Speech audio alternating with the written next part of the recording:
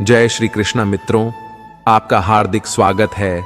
श्री कृष्ण के अनमोल वचन जिसको पढ़कर आप अपने जीवन को सफल बना सकते हैं। श्री कृष्ण की भक्ति बेहद ही दुर्लभ है। उन्होंने हमें जीवन में प्रेम, खुशी, धर्म, मोक्ष, भक्ति, योग, ध्यान, धर्म, सत्य के बारे में सब कुछ सिखाया। जो श्रद्धा भाव से कृष्ण का दास होता है वह सारे जगत को जीत जाता है। आप श्री कृष्ण के द्वारा बोले गए अनमोल वचन को अपने जीवन में अपनाकर जीवन को संवार सकते हैं। आइए जानते हैं श्री कृष्ण के श्री मुख से निकले कुछ अनमोल वचनों को। वह सब कुछ करो जो तुम्हें करना है, लेकिन लालच से नहीं, अहंकार से नहीं, वासना से नहीं, ईर्ष्या से नहीं, बल्कि प्रेम, करुणा, नम्रता और भक्ति के साथ। भगवान श्री कृष्ण इस अनमोल वचन के माध्यम से कार्य करने की नीयत का उल्लेख करते हैं। जब किसी भी कार्य करने में अगर लालच होगा, बेईमानी होगी, जलन होगी, तो वो काम न तो सही होगा और न ही उसके परिणाम फलदायी होंगे। इसके अतिरिक्त जिस कार्य को हम पूरे मन से प्रेम पूर्वक करेंगे तो वो न सिर्फ हमारे लिए बल्कि समाज के लिए भी हितप्रद होगा। नरक के 3 द्वार हैं, काम, क्रोध और लोभ। जो व्यक्ति कामी प्रवृत्ति का होता हो, जिसके मन में लोभ होता है और जो अत्यधिक क्रोधी स्वभाव का होता है, उसके लिए नरक के द्वार सदैव खुले होते हैं। अर्थात ऐसे व्यक्ति को तो सिर्फ नरक में ही जगह मिलती है।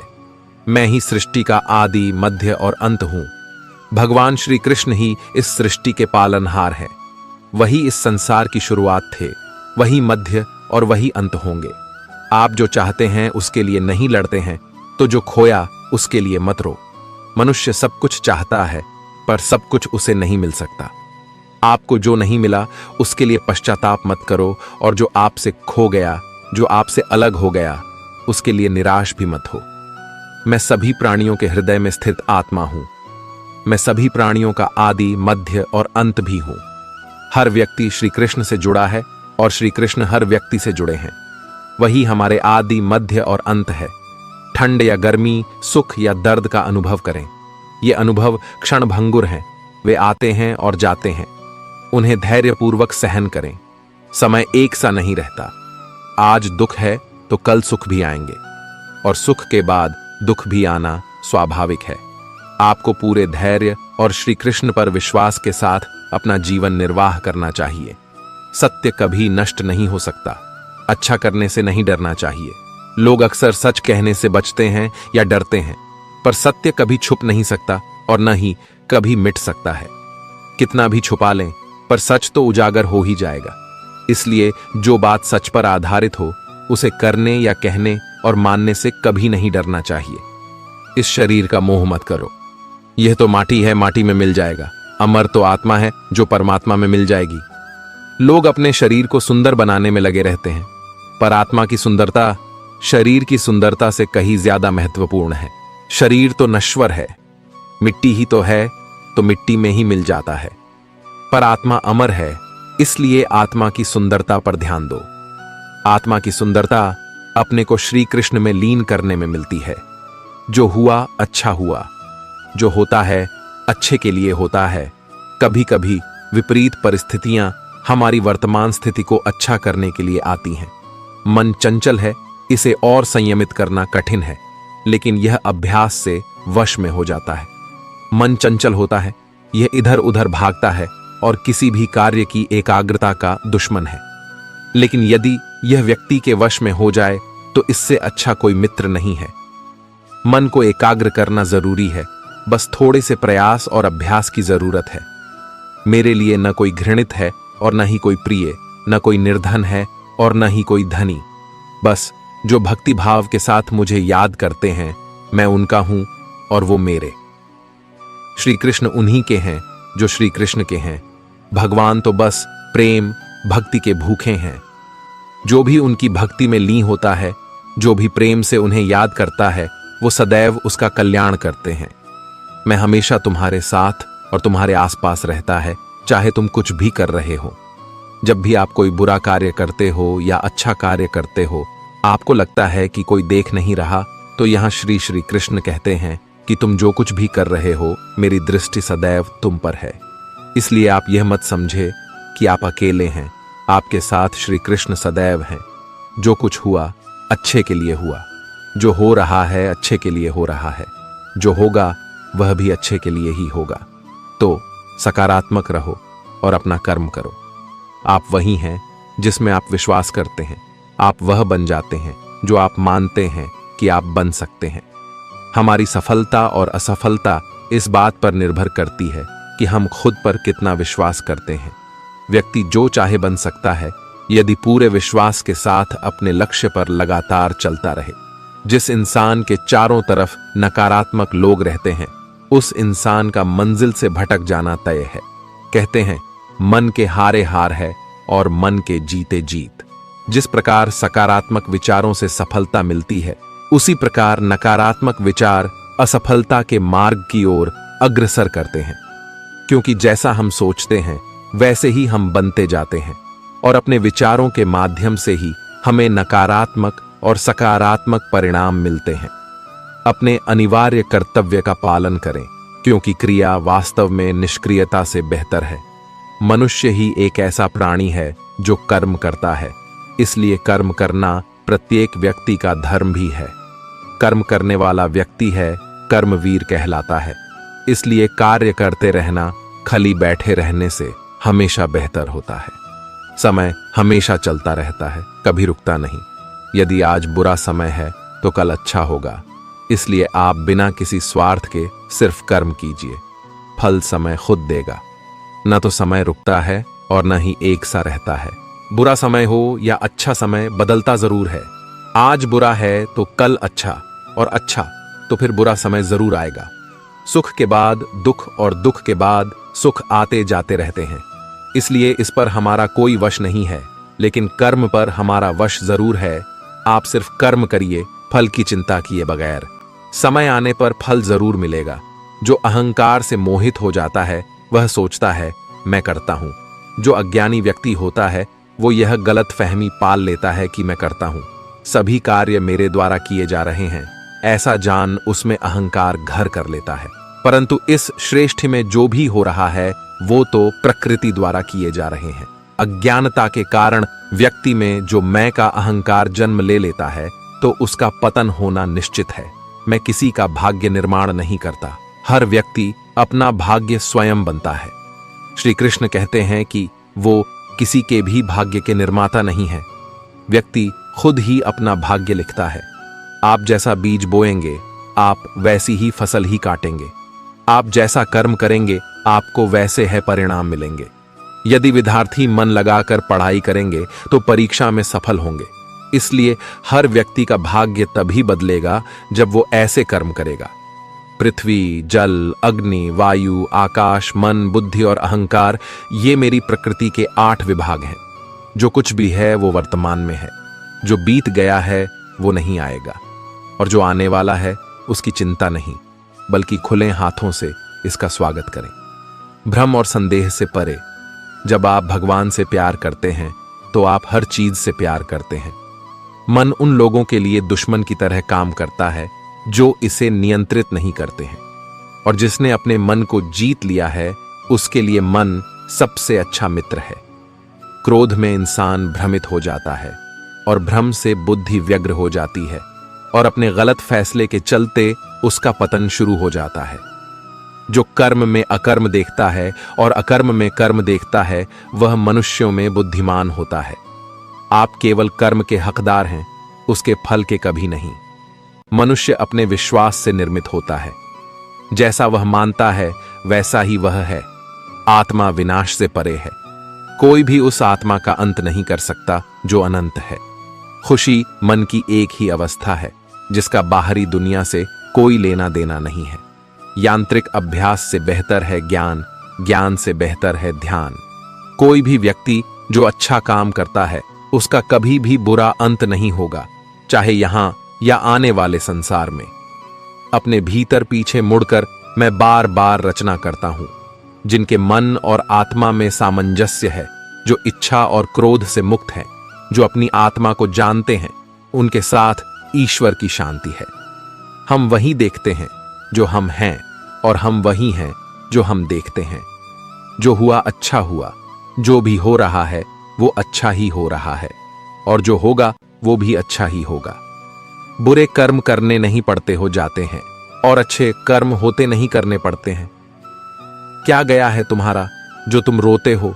तुम इस संसार में क्या लाए हो जो तुमने खो दिया? तुमने क्या पैदा किया जो खो दिया? क्योंकि तुमने जो भी लिया यहीं से तो लिया, जो भी दिया यहीं पर दिया। आज जिसे तुम अपना कह रहे हो कल किसी और का था और परसों किसी और का होगा, फिर क्यों रोते हो? परिवर्तन ही इस संसार का नियम है। यह प्रकृति है जो सभी गतियों का कारण बनती है। अहंकार से मोहित मूर्ख उस धारणा को धारण करता है जो कहती है मैंने किया। गर्मी और ठंड, सुख और दर्द की भावना इंद्रियों के अपनी वस्तुओं के संपर्क के कारण होती है।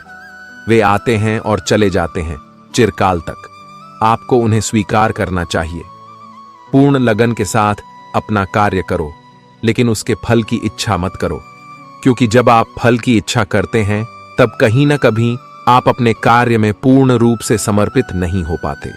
गति के लिए चरणों पर ध्यान देना आवश्यक है, किंतु प्रगति के लिए सदैव आचरण पर ही ध्यान देना चाहिए। प्रकृति द्वारा निर्धारित कर्तव्य का पालन करते हुए व्यक्ति ने कोई पाप नहीं किया। जिसका मन उसके वश में नहीं है, उसके लिए उसका मन शत्रु के समान है। वो मूर्ख हैं जो प्रेम को बकवास कहते हैं। प्रेम इस दुनिया की जड़ है जिससे दुनिया बनी है। अपनी इच्छा की शक्ति से अपने आप को नया आकार दें। अपने आप को कभी भी स्वेच्छा से नीचा न होने दें। बुद्धिमान अपनी चेतना को एकीकृत करते हैं और कर्म के फल के प्रति आसक्ति को त्याग देते हैं। मनुष्य अपने विश्वास से निर्मित होता है। जैसा वो विश्वास करता है वैसा वो बन जाता है। कर्म का वास्तविक लक्ष्य आत्मा का ज्ञान है। हम जो कुछ भी हैं वह हमने जो सोचा है उसका परिणाम है। हम अपने विचारों से बने हैं। हम अपने विचारों से ढाले जाते हैं। ऐसा कोई समय नहीं था जब मैं नहीं था, न आप, न ही इनमें से कोई राजा, न ही कोई भविष्य है जिसमें हम नहीं रहेंगे। अपरिपक्व लोग सोचते हैं कि ज्ञान और क्रिया अलग अलग हैं, लेकिन बुद्धिमान उन्हें एक ही मानते हैं। जिस प्रकार इस शरीर में रहने वाला बचपन, युवावस्था और वृद्धावस्था से गुजरता है, उसी प्रकार मृत्यु के समय वह केवल दूसरे प्रकार के शरीर में प्रवेश करता है। बुद्धिमान इसके बहकावे में नहीं आते। न यह शरीर तुम्हारा है और न तुम इस शरीर के। यह शरीर तो अग्नि, जल, वायु, पृथ्वी, आकाश से बना है और इसी में मिल जाएगा, परंतु आत्मा स्थिर है। तुम अपने आप को मुझे अर्पित करो, यही सबसे उत्तम सहारा है। जो इसके सहारे को जानता है वह भय, चिंता, शोक से सर्वदा मुक्त है। जो कर्म में अकर्म देखता है और अकर्म में कर्म देखता है वह चतुर है। इच्छाओं में कमी ही सुख की कुंजी है। कोई भी व्यक्ति जो अच्छा काम करता है उसका कभी भी बुरा अंत नहीं होगा, चाहे यहां या आने वाले संसार में जो पहले विष जैसा लगता है लेकिन अंत में अमृत जैसा स्वाद लेता है। यह सत्व का आनंद है जो स्वयं के साथ शांति से पैदा हुआ है। उम्मीद ही आपको रिश्ते में कमजोर बनाती है। उम्मीद का जन्म आपके मन में ही होता है। शांत, नम्रता, मौन, संयम और पवित्रता ये मन के अनुशासन है। सभी स्वार्थी इच्छाओं पर काबू पाना पर्याप्त नहीं है। स्वामित्व और अहंकार को वश में करना भी आवश्यक है, जिसे तुम अपना समझकर मग्न हो रहे हो। बस यही प्रसन्नता तुम्हारे दुखों का कारण है। कर्म मुझसे नहीं चिपके रहते, क्योंकि मैं उनके परिणामों से जुड़ा नहीं हूं। जो लोग इसे समझते हैं और इसका अभ्यास करते हैं वे स्वतंत्रता में रहते हैं।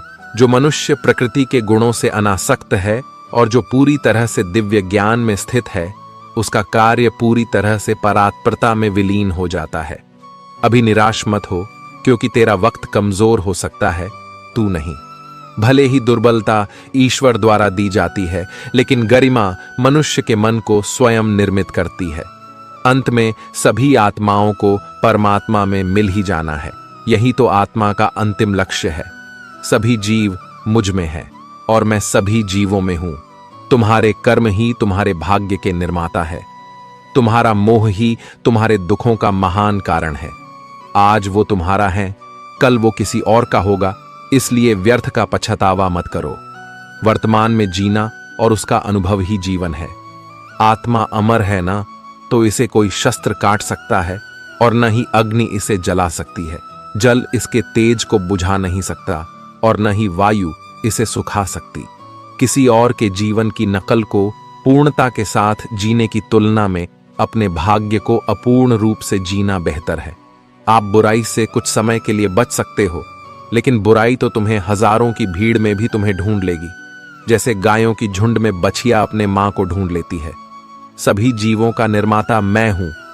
किसी जीव को कष्ट देकर तुम मुझे खुश कैसे देख सकते हो? कृष्ण का सेवक बनकर ही जीवन सफल होता है। चिंता नहीं, चिंतन करो। घमंड व्यक्ति को ले डूबता है। मैं विधाता होकर भी विधि के विधान को टाल नहीं सकता।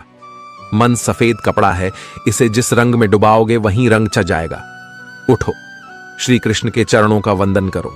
लज्जा और अभिमान छोड़ दो, मन को निर्विकल्प कर लो और वृत्ति को सावधान करके हरि चरणों का वंदन करो। जीवन में सुख ही सुख है यदि हम आशाओं का त्याग कर दें। जीवन में आधे दुख का कारण आशाएं बड़ी होना है। जो व्यक्ति आपकी कद्र नहीं करता, उसके साथ रहने से अच्छा है आप अकेले रहे। क्रोध की अवस्था में भ्रम जन्म लेता है।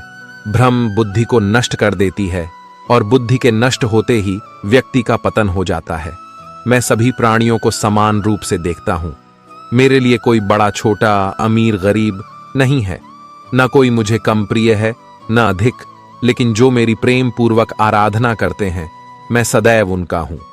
मेरा तेरा, छोटा बड़ा, अपना पराया मन से मिटा दो, फिर सब तुम्हारा है और तुम सबके हो।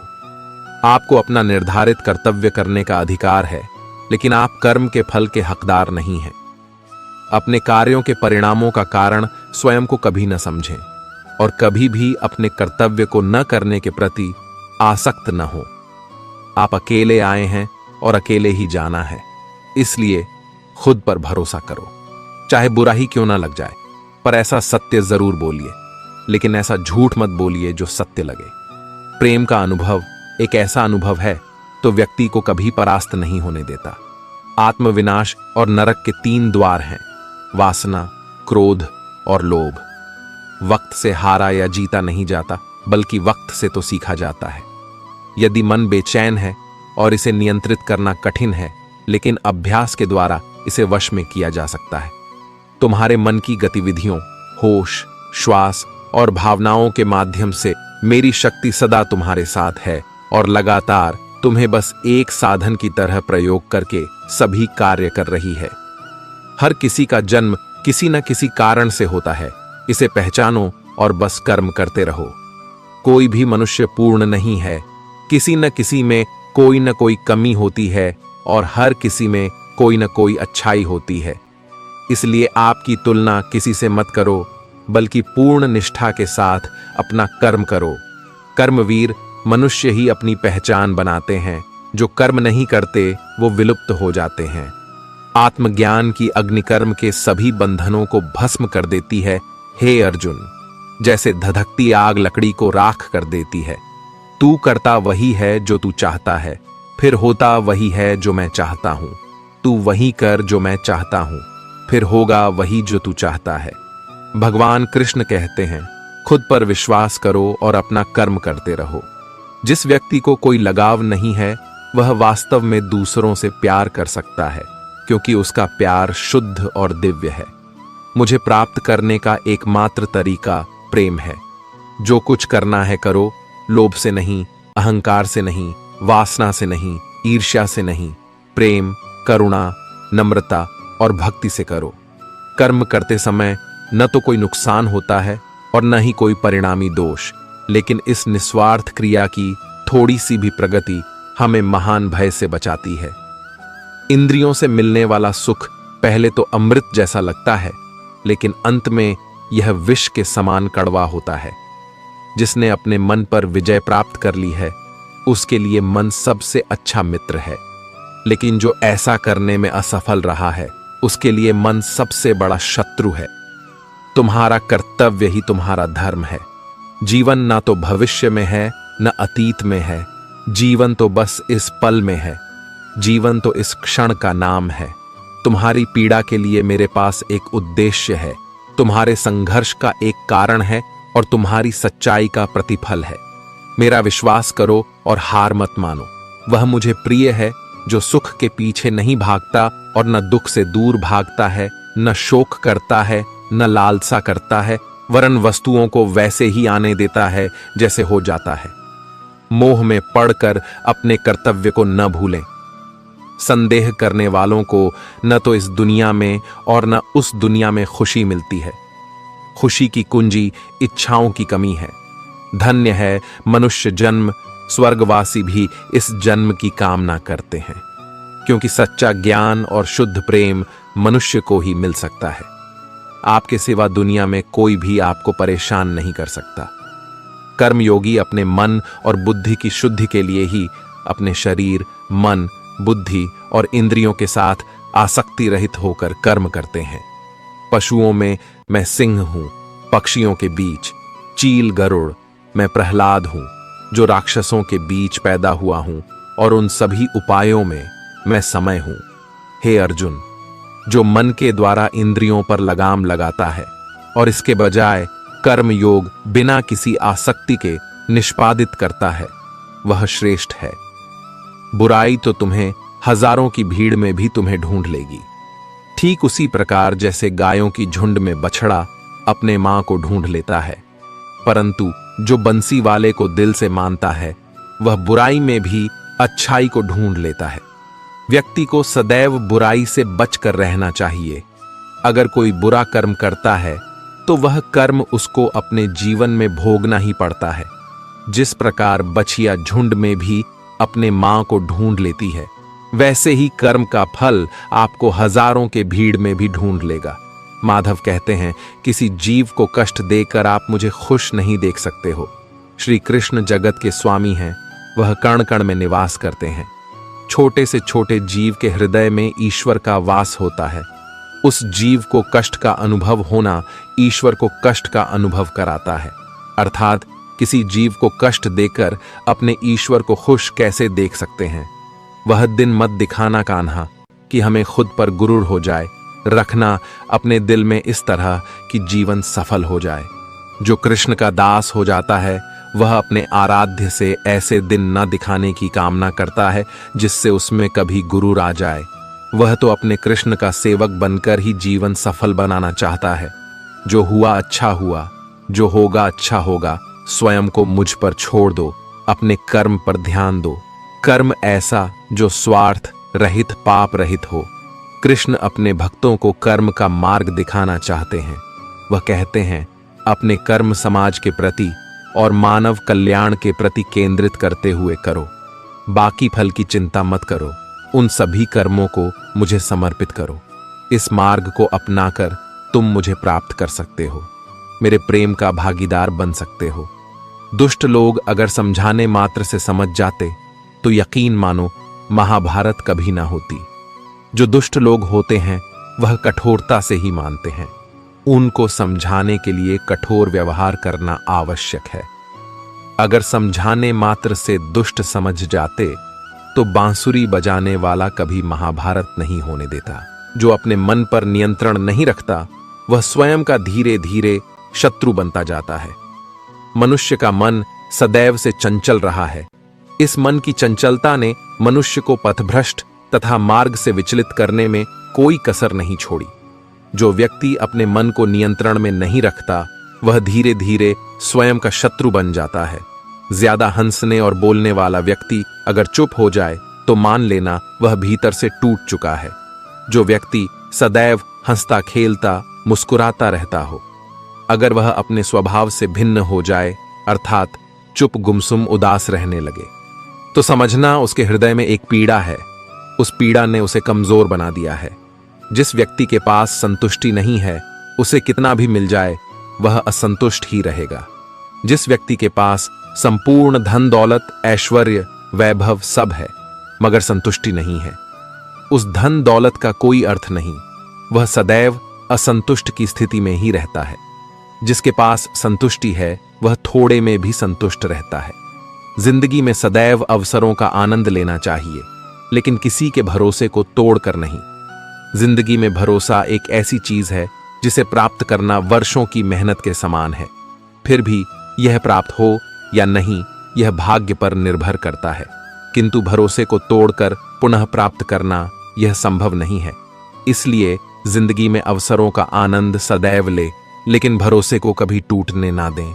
प्रेम में कोई वियोग नहीं होता, प्रेम ही अंतिम योग है, अंतिम मिलन है। प्रेम कभी ना समाप्त होने वाली प्रक्रिया है। जिस व्यक्ति को प्रेम हो जाता है वह फिर जीवन और जीवन के बाद भी प्रेम के वशीभूत रहता है। प्रेम को प्राप्त करने के लिए त्याग, तपस्या और योग का सहारा लेना पड़ता है। कभी भी स्वयं पर घमंड मत करना, पत्थर भी भारी होकर पानी में अपना वजूद खो देता है। जो व्यक्ति अपने अहंकार से भारी हो जाता है, जिसमें अभिमान भर जाता है, वह उस पत्थर की भांति होता है जो भारी होने के बावजूद भी नदी की धारा में डूबकर अपना अस्तित्व खो देता है। अगर ईश्वर तुम्हें ज्यादा प्रतीक्षा करवा रहे हैं, हो सकता है जितना तुमने मांगा उससे ज्यादा देने वाला हो। अगर किसी लक्ष्य, खुशी या सफलता की प्राप्ति में लंबा समय लग रहा है, प्रतीक्षा की अवधि अधिक है, तो हो सकता है आपकी अपेक्षा से ज्यादा आपको मिलने वाला है। अपने कर्म पर अडिग रहिए और विश्वास रखिए उस ईश्वर पर जो आपके कर्म की परीक्षा ले रहा है। जीवन ना तो भविष्य में है और ना ही अतीत में, जीवन तो बस इस पल में है, केवल इस पल में। जो लोग जीवन को भूत और अतीत के भरोसे छोड़ देते हैं, उन्हें श्री कृष्ण सावधान करते हैं। जीवन का अर्थ ना भूत है ना भविष्य, जीवन केवल और केवल वर्तमान है। इसलिए वर्तमान में अपने जीवन को आनंद पूर्वक जिए, निस्वार्थ कर्म को अपने जीवन में अपनाएं। मैं विधाता होकर भी विधि के विधान को नहीं टाल सका। मेरी चाह राधा थी और चाहती मुझको मीरा थी, पर मैं हो रुक्मणी का गया। जो विधाता के लेख में होता है उसी का फल हमें मिलता है। विधि के विधान को स्वयं ईश्वर भी नहीं टाल सकते। जिस प्रकार राधा से कृष्ण निश्चल भाव से प्रेम करते थे, प्रेमिका के भाव से मीरा कृष्ण को पति मानती थी, मगर विधि के विधान में रुक्मणी का साथ लिखा था, जिसे स्वयं विधाता भी नहीं टाल सके। क्रोध की अवस्था में भ्रम जन्म लेता है। भ्रम बुद्धि को नष्ट कर देती है। बुद्धि के नष्ट होते ही व्यक्ति का पतन हो जाता है। क्रोध व्यक्ति का सबसे बड़ा शत्रु है। क्रोध के जन्म लेते ही व्यक्ति अपना विवेक खो देता है। विवेक के खो जाने पर व्यक्ति अपने पतन के मार्ग में उन्मुख हो जाता है। क्रोध की अवस्था से सदैव बचना चाहिए। खाली हाथ आए, खाली हाथ वापस चले जाओगे। आज तुम्हारा है, कल किसी और का था, परसों किसी और का होगा। तुम जिसे अपना समझकर मग्न हो रहे हो, बस यही प्रसन्नता तुम्हारे दुखों का कारण है। इस संसार में कुछ भी स्थायी नहीं है, ना ही सुख दुख और ना ही जीवन मरण। सब एक प्रक्रिया है। जो खुशियां आज तुम्हारे पास है, कल वह खुशियां किसी और के पास होगी। जिसे अपना समझकर हम खुश होते हैं, वही खुशी कल दुख का कारण बनती है। आत्मा को शस्त्र नहीं काट सकता, अग्नि नहीं जला सकती, जल नहीं बुझा सकता, वायु नहीं सुखा सकती। आत्मा शाश्वत सत्य है, यह अजय है, अमर है। आत्मा नए नए शरीर को धारण करती है। एक शरीर से निकलकर दूसरे शरीर में, यही आत्मा की विचरण प्रक्रिया है। इस आत्मा को ना तो किसी शस्त्र से काटा जा सकता है, ना ही अग्नि इसे जला सकती है। कोई जल इसे बुझा नहीं सकता और यह किसी वायु से सुख नहीं सकती। मैं सभी प्राणियों को समान रूप से देखता हूं। न कोई मुझे कम प्रिय है, न अधिक, लेकिन जो मेरी प्रेम पूर्वक आराधना करते हैं, वह मेरे भीतर रहते हैं और मैं उनके जीवन में आता हूं। ईश्वर के लिए सभी प्राणी समान हैं। उन सभी में समान रूप से ईश्वर का वास होता है। कोई जीव छोटा या बड़ा, अधिक या ज्यादा प्रिय नहीं होता। जो अपने ईश्वर की विशेष आराधना करते हैं, पुकारते हैं, उनके साथ वह सदैव उपस्थित रहते हैं। वह जो सभी इच्छाएं त्याग देता है, मैं और मेरा की लालसा तथा भावना से मुक्त हो जाता है, उसे शांति प्राप्त होती है। जिस व्यक्ति में अहंकार, मैं और मेरा का भाव समाप्त हो जाता है, कुछ पाने की लालसा नहीं होती। वह परम शांति को प्राप्त करता है, उसे भगवान ईश्वर की शरण प्राप्त होती है। अंत समय में वह उस परम पद को प्राप्त होता है जो देवताओं के लिए भी दुर्लभ है। मैं धरती की मधुर सुगंध हूं, मैं अग्नि की ऊष्मा हूं। सभी जीवित प्राणियों का जीवन और सन्यासियों का आत्म संयम भी मैं ही हूं। संपूर्ण जगत, ब्रह्मांड, चर अचर सब में ईश्वर का वास है। यह ईश्वर की माया ही है जो पूरे ब्रह्मांड में व्याप्त है। वही ईश्वर धरती पर मधुर संगीत है, वही ईश्वर अग्नि की उष्मा है। उसी ईश्वर का वास प्रत्येक प्राणियों में है।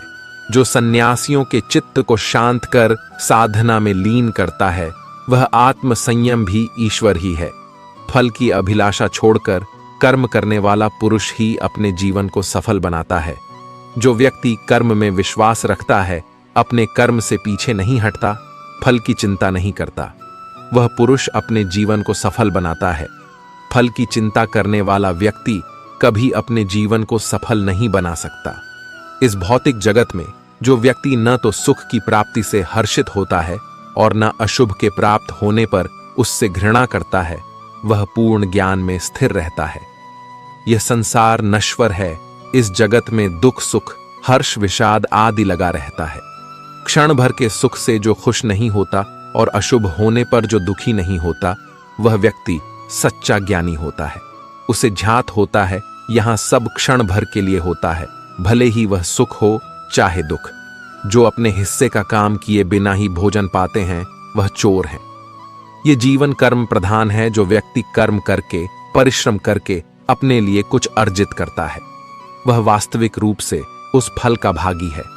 अन्यथा वह चोर की भांति है जिसे बैठे बिठाए सब मिल जाता है। जिस व्यक्ति को आपकी कदर नहीं, उसके साथ खड़े रहने से अच्छा आप अकेले रहें। जिस व्यक्ति के पास आपके लिए मान सम्मान और कद्र ना हो, उनके साथ रहना व्यर्थ है। वह सदैव आपके लिए शत्रुता का भाव रखते हैं। ऐसे व्यक्तियों के साथ रहने से उत्तम आप अकेले रहें। हद से ज्यादा सीधा साधा होना भी ठीक नहीं, क्योंकि जंगल में सबसे पहले सीधे पेड़ों को काटा जाता है। इस जीवन में अधिक सीधा होना, सरल होना भी अनुचित है। जो सरल और सीधे स्वभाव का होता है, लोग उसका अनायास फायदा उठाते हैं। दिव्यता केवल शक्तिशाली होने में नहीं, बल्कि वास्तविक दिव्यता दूसरों में शक्ति जागृत करने में है। दिव्यता को प्राप्त करने वाला व्यक्ति शक्तिशाली तब तक नहीं हो सकता जब तक वह दूसरों के हित में ना हो।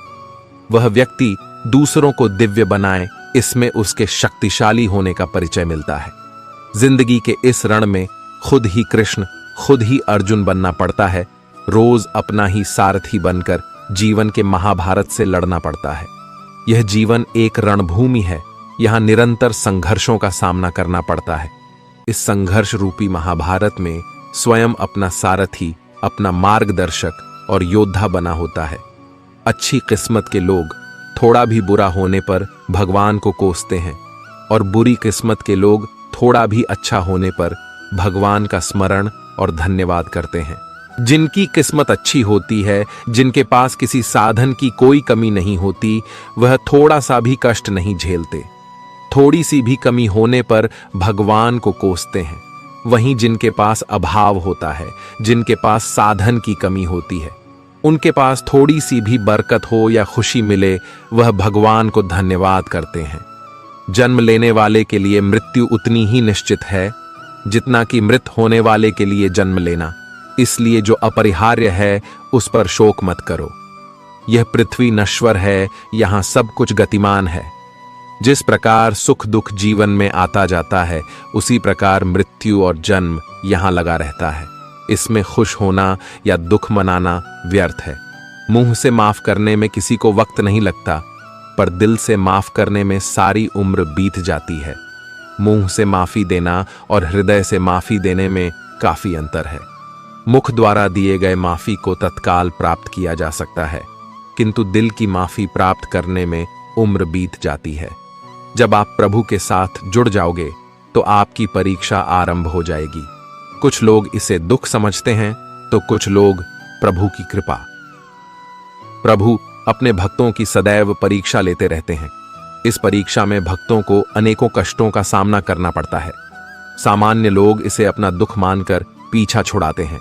वही साधक तथा प्रेमी प्रभु की इच्छा समझकर उसका सामना करते हैं। जो माखन चोर है, जो मुरली वाला है, वही सबके दुख हरने वाला है, संकट से बचाने वाला है और सुख का संचार करने वाला है। संसार के संयोग में जो सुख प्रतीत होता है, उसमें दुख भी मिला रहता है, परंतु संसार के वियोग से, सुख दुख से अखंड आनंद प्राप्त होता है। सांसारिक सुख क्षणिक होता है। जो सुख आज प्राप्त हो रहा है वह सुख स्थायी नहीं है। यह सुख आपके साथ सर्वथा नहीं रहने वाला। आपको दुख भी प्राप्त होगा, परंतु संसार से वियोग अर्थात मुक्ति परम आनंद को प्राप्त कराती है। यह ईश्वर तक पहुंचाती है। संबंध उसी आत्मा से जुड़ता है जिनका हमसे पिछले जन्मों का कोई रिश्ता होता है, वरना दुनिया के इस भीड़ में कौन किसको जानता है। माना जाता है जीवन के पूर्व कर्मों का फल इसी जन्म में प्राप्त होता है। जितने भी रिश्ते नाते सुख दुख व्यक्तिगत जीवन में प्राप्त होते हैं वह पूर्व जन्मों का फल है, वरना कौन इतनी बड़ी दुनिया में आपसे दिल लगाता है। राधा कृष्ण का मिलना तो बस एक बहाना था, दुनिया को प्यार का सही मतलब समझाना था। राधा और कृष्ण दोनों अवतारी थे। दोनों का जन्म कुछ विशेष परिस्थितियों के लिए हुआ था। उन दोनों का मिलना बिछड़ना बस एक प्रक्रिया मात्र थी, जिसके माध्यम से प्रेम का वास्तविक रूप समाज में दिखाना था। प्रेम और आस्था दोनों पर किसी का जोर नहीं। यह मन जहां लग जाए वही ईश्वर नजर आता है। आस्था और प्रेम पर व्यक्ति का स्वयं नियंत्रण होता है। जहां आस्था और प्रेम लग जाता है वही श्री कृष्ण के दर्शन हो जाता है, क्योंकि श्री कृष्ण सर्वव्यापी है। तेरे साथ को तरस से, तेरी बात को तरस से, तेरे होकर भी एक मिलन को तरस से। कृष्ण और राधा का प्रेम अविरल बहती गंगा के समान शुद्ध है। परस्पर एक होते हुए भी दोनों एक दूसरे से मिलने को तरसते हैं, एक दूसरे से बात करने को सोचते हैं। एक दूसरे के होकर भी मिलन की संभावना नहीं है। प्रहलाद जैसा विश्वास हो, भीलनी जैसी आस हो, द्रौपदी जैसी पुकार हो, मीरा जैसा इंतजार हो तो कृष्ण को आना ही पड़ता है। कृष्ण को जो भी भक्त सच्चे हृदय से पुकारता है वह उनके साथ सदैव खड़े हो जाते हैं। प्रहलाद जैसा विश्वास, भीलनी जैसी आशा और द्रौपदी जैसी पुकार, मीरा जैसा इंतजार। अगर सभी शुद्ध हो तो कृष्ण को तो आना ही पड़ता है। जीवन में आधे दुख इस कारण जन्म लेते हैं क्योंकि उनसे आशाएं बड़ी होती हैं। इन आशाओं का त्याग करके देखो, जीवन में सुख ही सुख है। आशाएं व्यक्ति को दुख के मार्ग पर ले जाती हैं। आशाएं बड़ी प्रबल होती हैं। आशा अनुरूप कार्य होने पर जहां खुशी मिलती है, वही आशा के विरुद्ध कार्य होने पर दुख का पहाड़ टूट जाता है। व्यक्ति जीवन में आशा दुख का प्रमुख कारण है। लोग कहते हैं अपनों के आगे झुक जाना चाहिए, किंतु सच बात तो यह है जो अपने होते हैं वह कभी झुकने नहीं देते। जो लोग यह कहते हैं अपनों के आगे झुकने में बुराई नहीं है, उन्हें यह भी मालूम होना चाहिए जो अपने होते हैं वह कभी झुकने नहीं देते। कायरता है, चाहे वह करुणाजनित हो या भयजनित।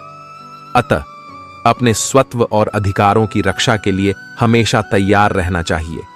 अन्याय का सदैव प्रतिकार करना चाहिए और पलायन नहीं, पुरुषार्थ का चयन करना चाहिए।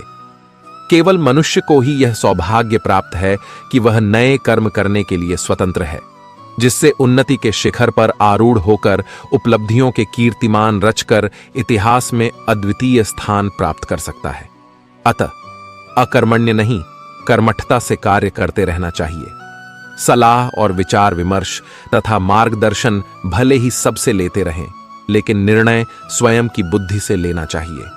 श्री कृष्ण ने अर्जुन को पूरा ज्ञान देने के बावजूद यह स्वतंत्रता दी थी कि वह स्वविवेक से निर्णय ले और कार्य करे। पराश्रित नहीं, स्वाश्रित होने का आह्वान कर व्यक्ति को स्वावलंबी एवं आत्मनिर्भर बनने का संदेश दिया है। तप 3 प्रकार के बताए गए हैं: शरीर, वाणी और मन। तीनों का उपयोग लोकहित में करना चाहिए। वाणी मनुष्य की सबसे अच्छी मित्र है। इससे व्यक्ति सारे संसार को अपना मित्र बना सकता है या शत्रु बना सकता है। अतः बोली की महत्ता, शब्दों का प्रभाव और वाणी को नियंत्रित और मर्यादित रखें। पाखंड, घमंड, अभिमान, क्रोध, कठोर वाणी और अज्ञान, इनसे मनुष्य को दूर रहना चाहिए। सद्गुणों को अपने जीवन में उतारना चाहिए, जिससे जीवन में परम शांति का अनुभव होता है। सच्चा ज्ञान आसानी से नहीं मिलता, क्योंकि केवल सूचनाओं को पढ़कर ज्ञानी नहीं बना जा सकता। इसके लिए विशेषज्ञों के पास तथा विधा पारंगतों के पास विनम्रता और श्रद्धा पूर्वक हमें जाना चाहिए। तभी सही लक्ष्य एवं वास्तविक शिखर स्पष्ट दिखाई देने लगेगा। इस संसार में ज्ञान के समान पवित्र करने वाला दूसरा कोई साधन नहीं है। ज्ञान के प्रति जिज्ञासा होगी तभी ज्ञान प्राप्त होगा, क्योंकि शांति साधनों से नहीं, ज्ञान से प्राप्त होती है। मनुष्य को व्यवहार करते समय बहुत सावधान रहना चाहिए, क्योंकि जैसा व्यवहार करोगे वैसा ही तुम्हारे साथ भी होगा। भयग्रस्त मन मस्तिष्क से किए गए काम में सफलता मिल भी जाए तो वह सम्मानीय, वंदनीय नहीं हो सकती। आदर्श व्यक्तित्व वाला व्यक्ति विपरीत परिस्थितियों में विचलित नहीं होता। राग, भय, क्रोध जब समाप्त हो जाते हैं तो व्यक्ति स्थिर बुद्धि वाला हो जाता है तथा वह संकट और संतापों से प्रतिकूलता और अनुकूलता में संतुलन बनाए रखेगा। अपने उत्कर्ष एवं अपकर्ष के लिए मनुष्य स्वयं उत्तरदायी होता है। दूसरे का अहित किए बिना स्वयं का उद्धार अपने प्रयत्न और बुद्धिबल से करना चाहिए, क्योंकि मनुष्य आप ही अपना मित्र और आप ही अपना शत्रु है। यह एक व्यवहारिक सत्य है। जो व्यक्ति अपने स्वामी की कृपा का चिंतन करते हुए पूरी ईमानदारी और निष्ठा से काम करता है, उसे स्वामी का पूर्ण संरक्षण मिलता है और स्वामी सदैव उसकी सुख सुविधा का ध्यान रखता है। किसी भी संकल्प को पूरा करने के लिए मन का स्थिर और अचल होना आवश्यक है। उद्देश्य प्राप्ति के लिए हमें निरंतर प्रयासरत रहना चाहिए। मन को बार बार अन्य बिंदुओं से हटाकर अपने लक्ष्य पर केंद्रित करने की प्रक्रिया को दोहराते रहना चाहिए। इस प्रक्रिया का चमत्कारिक प्रभाव देखने को मिलता है और कार्य तल्लीनता से संपन्न होता है। इसलिए लक्ष्य के प्रति रुचि जागरूक करना चाहिए। आगत विगत की चिंता से मुक्त होकर कर्मपथ पर आगे बढ़ते जाना चाहिए।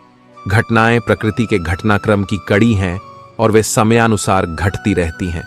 अनावश्यक चिंताओं में उलझना जीवन के अमूल्य समय को नष्ट करना है। इसलिए तनाव रहित होकर अपना कर्म करते जाना चाहिए। पृथ्वी, जल, वायु, आकाश, अग्नि, वनस्पति आदि जीवन के आधार स्तंभ हैं। इनके बिना जीवन संभव नहीं और हमारी संस्कृति में इन्हें देवता माना गया है। सृष्टि में साम्य बनाए रखने के लिए जीवन, जगत एवं प्रकृति में साम्य जरूरी है। इसलिए प्रकृति का सम्मान करो और पर्यावरण को प्रदूषण से मुक्त करो।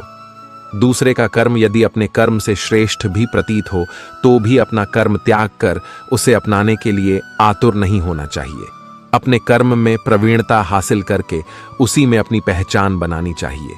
स्वकर्म को करते हुए ही सिद्धि प्राप्त की जा सकती है। जीवन में परोपकार और समाज कल्याण का व्रत भी लेना चाहिए, क्योंकि मनुष्य जो भी अर्जित करता है उसमें समाज का योगदान होता है। इसलिए समाज का भी उस पर अधिकार है। इसलिए उसका कुछ अंश समाज सेवा में भी लगाया जाना चाहिए। यह एक आदर्श समाजवाद का उदाहरण प्रस्तुत करता है। सभी प्राणियों का कल्याण करो, ये तीनों सूत्र 3 महामंत्र हैं, जिनके आचरण करने से व्यक्ति और समाज शांत और सुखी रहेगा। क्योंकि बैर भाव, राग द्वेष सारे झगड़े फसाद की जड़ है। 2 प्रकार के व्यक्ति होते हैं, सज्जन और दुर्जन। जब तक सज्जन जागरूक और सक्रिय होते हैं तब दुष्ट अपनी दुष्ट प्रवृत्तियों से समाज को त्रस्त नहीं कर पाते। लेकिन सज्जनों की थोड़ी सी निष्क्रियता और उदासीनता दुष्टों का प्रभाव बढ़ाने लगती है। फिर सज्जन बचाव का मार्ग अपनाने लगते हैं और हताश और निराश होकर सद्कार्यों को छोड़ समाज को दुष्टों के भरोसे छोड़ देते हैं। दुष्टों पर नियंत्रण रखने और अपना कार्य जारी रखने के लिए कठोर और प्रभावी नीति अपनानी चाहिए। जीवन में प्रगति के लिए मन मस्तिष्क के साथ साथ तन का स्वस्थ रहना भी जरूरी है। कोई भी कार्य शरीर के द्वारा किया जाता है। यदि शरीर अस्वस्थ है तो वह कभी भी कोई कार्य नहीं कर पाएगा। अतः शरीर साधना बेहद जरूरी है। जीवन में यदि सफलता चाहते हैं तो कर्म और लोक कल्याण में समन्वय जरूरी है। तभी जीवन का समग्र विकास हो पाएगा। दोनों में से यदि कोई एक ही कार्य करते रहें, या तो लोक कल्याण या कर्म, तो दोनों ही स्थितियां कभी भी आदर्श नहीं मानी जाती। इसलिए इनमें सामंजस्य होना जरूरी है। कोई भी राष्ट्र केवल आर्थिक, वैज्ञानिक एवं तकनीकी प्रकृति से उन्नत नहीं हो जाता। जब तक कि वह आध्यात्मिक एवं नैतिक रूप से सबल नहीं हो, उसकी प्रगति अधूरी है। वर्तमान में भारत के पास सब कुछ है, परंतु धीरे धीरे नैतिक और चारित्रिक बल की कमी हमें महसूस होने लगी है। अतः चरित्रवान बनकर आदर्श नेतृत्व प्रदान करना होगा, क्योंकि जो श्रेष्ठ पुरुष आचरण करते हैं लोग भी उनका अनुसरण करते हैं। अपने आचरण से ऐसे मूल्य स्थापित करने चाहिए जिनसे अन्य लोग प्रेरणा ले सकें। जीवन में कभी निराश नहीं होना चाहिए, क्योंकि कमजोर आपका वक्त होता है, आप नहीं। जिस इंसान के चारों तरफ नकारात्मक लोग रहते हैं उस इंसान का मंजिल से भटक जाना तय है। असली खुशी की कुंजी यही है कि अपने मन से इच्छाओं के बोझ को हल्का कर दो। अपना दिल अपने काम पर लगाओ, इसके इनाम या परिणाम पर नहीं। अगर आप किसी को छोटा देख रहे हो तो आप उसे या तो दूर से देख रहे हो या तो अपने भीतर के अहंकार से। युद्ध हो या जीवन सफलता केवल 3 शस्त्रों से प्राप्त होती है: धर्म, धैर्य और साहस। एक समय पार्वती जी ने पूछा है, महादेव जी, किस ज्ञान के बल पर संसार के सब लोग आपको शिव कहकर पूजते हैं? मृगछाला ओढ़े और अपने सभी अंगों में शमशान की विभूति लगाएं, गले में सर्प और नरमुंडों की माला पहने हुए हो, इनमें तो कोई भी पवित्र नहीं, फिर आप किस ज्ञान से पवित्र माने जाते हैं? तब महादेव ने उत्तर दिया कि हे प्रिय, सुनो, मैं गीता ज्ञान को अपने हृदय में धारण करने से पवित्र माना जाता हूं। इस ज्ञान से मुझे बाहर के कर्म नहीं व्यापते। तब पार्वती जी ने कहा कि हे भगवान, जिस गीता ज्ञान की आप ऐसी स्तुति करते हैं उसके श्रवण करने से कोई कृतार्थ भी हुआ है? महादेव ने उत्तर देते हुए कहा कि इस ज्ञान को सुनकर बहुत से जीव कृतार्थ हुए हैं और आगे भी होंगे। मैं तुम्हें एक पुरातन कथा कहता हूं, तुम सुनो। एक समय पाताल लोक में शेषनाग की शैया पर श्री नारायण जी नैन मूंद कर आनंद में मग्न थे। उस वक्त भगवान के चरण दबाते हुए लक्ष्मी जी ने पूछा, हे प्रभु, निद्रा और आलस्य तो उन पुरुषों को व्यापता है जो जीव तामसी होते हैं, फिर आप तो तीनों गुणों से अतीत हो। आप तो वासुदेव हो, आप जो नेत्र मूंद रहे हो, इससे मुझको बड़ा आश्चर्य है। नारायण जी ने उत्तर देते हुए कहा, हे लक्ष्मी, मुझको निद्रा आलस्य नहीं व्यापता। एक शब्द रूप जो भगवद गीता है उसमें जो ज्ञान है उसके आकार रूप है। यह गीता शब्द रूप अवतार है। इस गीता में यह अंग है, 5 अध्याय मेरे मुख है, 10 अध्याय मेरी भुजा है, 16वां अध्याय मेरा हृदय और मन और मेरा उदर है, 17वां अध्याय मेरी जंघा है, 18वां अध्याय मेरे चरण है। गीता श्लोक ही मेरी नाड़ियां हैं और जो गीता के अक्षर है वो मेरा रोम है। ऐसा मेरा शब्द रूपी जो गीता ज्ञान है उसी के अर्थ मैं हृदय में विचार करता हूं और बहुत आनंद प्राप्त होते हूं। लक्ष्मी जी बोली, हे श्री नारायण जी, जब श्री गीता जी का इतना ज्ञान है तो उसको सुनकर कोई जीव कृतार्थ भी हुआ है, सो मुझसे कहो। तब श्री नारायण ने कहा, हे लक्ष्मी, गीता ज्ञान को सुनकर बहुत से जीव कृतार्थ हुए हैं, सो तुम श्रवण करो। एक व्यक्ति था जो चांडालों के कर्म करता था और तेल नमक का व्यापार करता था। उसने एक बकरी पाली। एक दिन वह बकरी चराने के लिए वन में गया और वृक्ष से पत्ते तोड़ने लगा। वहां उसे एक सांप से डंस लिया, जिससे वह तुरंत मर गया। मरने के बाद उसने बहुत से नरक भोगे और फिर उसका जन्म बैल के रूप में हुआ। उस बैल को एक भिक्षुक ने मोल लिया। वह भिक्षुक उस पर चढ़कर सारे दिन मांगता फिरे। जो कुछ भिक्षा मांगकर लाता वह उसे अपने परिवार के साथ मिलकर खाता और वो बैल सारी रात द्वार पर खड़ा रहता। उसके खाने पीने का भी कोई ख्याल नहीं करता था और सुबह होते ही बैल पर चढ़कर फिर मांगने निकल जाता।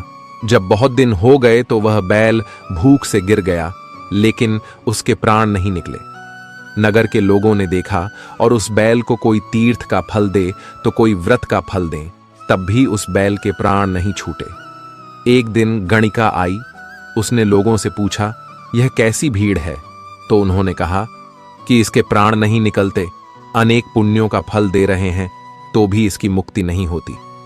तब गणिका ने कहा कि मैंने जो कर्म किया है उसका फल मैंने इस बैल को दिया है। इतना कहते ही बैल की मुक्ति हो गई। तब बैल ने एक ब्राह्मण के घर जन्म लिया। पिता ने उसका नाम सुशर्मा रखा। उसके पिता ने उसे पढ़ाया लिखाया। उसको अपने पिछले जन्म की सुध थी। उसने एक दिन मन में विचार किया, जिस गणिका ने मुझे बैल की योनि से छुड़ाया था उसका दर्शन करूं। विप्र चलते चलते गणिका के घर गया और कहा, आप मुझे पहचानती हैं? गणिका ने कहा, मैं नहीं जानती तुम कौन हो। तब उसने कहा कि मैं वही बैल हूं जिसको आपने अपने पुण्य दिए थे। तब मैं बैल की योनि से छूटा था। अब मैं विप्र के घर जन्मा हूं। आप अपना पुण्य बताएं। गणिका ने कहा कि मैंने अपने जाने पुण्य नहीं किया, परंतु मेरे घर एक तोता है। वह रोज सवेरे कुछ पढ़ता है। मैं उसका वाक्य सुनती हूं। उस पुण्य का फल मैंने तुम्हें दे दिया। तब विप्र ने तोते से पूछा कि तू सवेरे क्या पढ़ता है? तोते ने कहा, मैं पिछले जन्म में विप्र का पुत्र था। मेरे पिता ने मुझे गीता के पहले अध्याय का पाठ सुनाया करते थे। एक दिन मैंने गुरु से कहा कि मुझको आपने क्या पढ़ाया है। तब गुरुजी ने मुझे श्राप दिया कि तू तोता बन जा। इसके बाद से मैं तोता बन गया। एक दिन बहेलिया मुझे पकड़ ले आया और एक विप्र ने मुझे मोल ले लिया। वह विप्र भी अपने पुत्र को गीता का पाठ सिखाता था। तब मैंने भी यह पाठ सीख लिया। उसी दिन विप्र के घर में चोर घुस गए। उन्हें घन तो प्राप्त नहीं हुआ, लेकिन वह मेरा पिंजरा उठा ले आए। उनकी यह गणिका मित्र थी। वह मुझे उसके पास ले आए। सो मैं नित्य प्रात गीता जी के पहले अध्याय का पाठ करत हूं, जिसे यह गणिका सुनती है। पर इस गणिका को समझ में नहीं आती। जो मैं पढ़ता हूं वही इस गणिका ने तेरे निमित्त दिया था। वह श्री गीता जी के पहले अध्याय का फल था। तब विप्र ने कहा कि हे तोते, तू भी विप्र है। मेरे आशीर्वाद से तेरा कल्याण हो। सो हे लक्ष्मी। विप्र के इतना कहते ही वह तोता भी मुक्ति को प्राप्त हो गया। तब गणिका ने बुरे कर्म छोड़ भले कर्म ग्रहण किए और नित्य स्नान करके श्री गीता जी के प्रथम अध्याय का पाठ करना शुरू कर दिया, जिससे उसकी भी मुक्ति हो गई। ऐसा है गीता के प्रथम अध्याय के पाठ का महत्व। यदि आप जीवन में सफल होते हैं तो दुनिया आपको सलाम करती है, और अगर आप असफल होते हैं तो वही लोग आपका मजाक उड़ाते हैं। सफल बनने के लिए सबसे पहले असफलता का डर मन में से निकालना चाहिए। हारना सबसे बड़ी असफलता नहीं है, परंतु हारने के बाद प्रयास करना छोड़ देना हमारी सबसे बड़ी असफलता है। सफलता की राह में रोकने वाले हजारों लोग मिल जाएंगे, परंतु हमें हमेशा आगे बढ़ते रहना चाहिए। श्री कृष्ण कहते हैं, अपनी असफलता पर अफसोस करने के बजाय फिर से शुरुआत करें। अफसोस करने में वक्त ना गंवाएं। सफलता हमारी छोटी छोटी कोशिशों का जोड़ है। जब आपको नीचे फेंका जाए तो आप कितना ऊंचा उठते हो, इसी में आपकी सफलता है। जो हमें कठोर सुनवाई की तरह लगता है, हो सकता है दूसरे रूप में वह एक वरदान या आशीर्वाद हो। आपका रवैया आपकी योग्यता नहीं, लेकिन फिर भी आपकी ऊंचाई को निर्धारित करता है। यदि आप सफल होते हैं तो यही दुनिया सलाम करते हैं, और असफल होते हैं तो वही लोग मजाक भी उड़ाते हैं। बार बार असफल होने के बावजूद भी धैर्य नहीं खोना आपकी मानसिक मजबूती को दिखाता है। भले ही आप इस दुनिया में अकेले आए हो, परंतु जाने के बाद दुनिया में अपने विचार और बुद्धि देकर जा सकते हैं। सफल बनने के लिए सबकी सुनने की आदत होनी चाहिए, परंतु करना वही चाहिए जो अपने मन को बेहतर लगे। कुछ लोग केवल सफल होने के सपने देखते हैं, जबकि कुछ लोग इसके लिए कठिन मेहनत करते हैं। एक पल की सफलता वर्षों की असफलता की कीमत चुका देती है। अपने छोटे छोटे कामों में भी अपने दिल, दिमाग और आत्मा को लगा दीजिए। सफलता की खुशी मनाना अच्छा है, पर उससे जरूरी है अपनी असफलता से सीख लेना।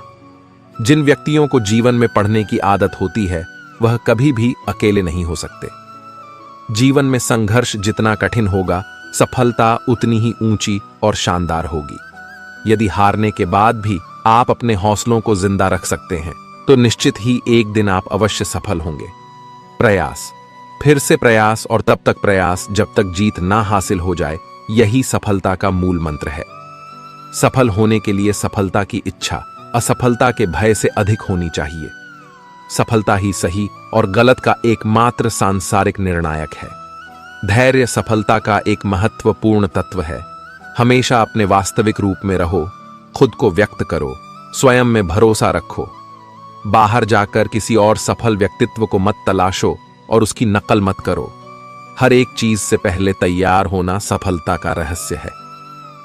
श्री कृष्ण कहते हैं, कुछ करने की इच्छा रखने वाले लोगों के लिए इस संसार में असंभव जैसा कुछ भी नहीं है।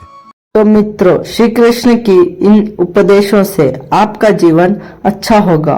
और अगर आपको ये वीडियो पसंद आया तो इस वीडियो को लाइक करें और अपने प्रियजनों के साथ इस वीडियो को शेयर करें और हमारे चैनल जीवन इंस्पायर्ड बाय गीता को सब्सक्राइब करें और बेल नोटिफिकेशन को ऑल पर सेट करें ताकि आपको हमारी वीडियो सबसे पहले मिल सके।